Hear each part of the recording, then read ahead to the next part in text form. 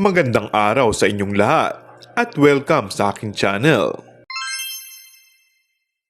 Mukhang kilig na naman ang mga diehard fans ni Kim Chiu at Paolo Avellino.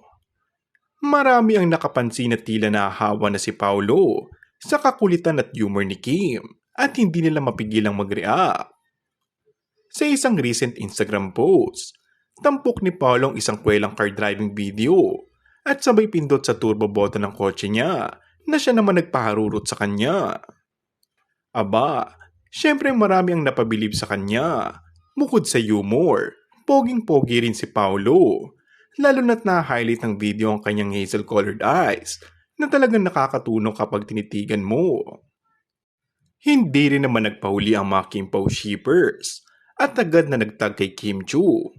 Sabi nga nila, may kilala silang isang cutie at makulit din mag-post tulad ni Paolo.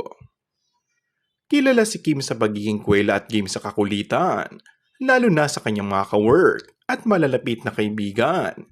Kaya talagang perfect match ang energy nila. Partida pa, hindi nga sila magkasama sa video na to, pero hindi pa rin napigilan ng mga fans na panggigilan ng dalawa. Tuloy-tuloy ang pang-uururot sa social media at parang mas tumitindi pa ang chemistry nila kahit online lang.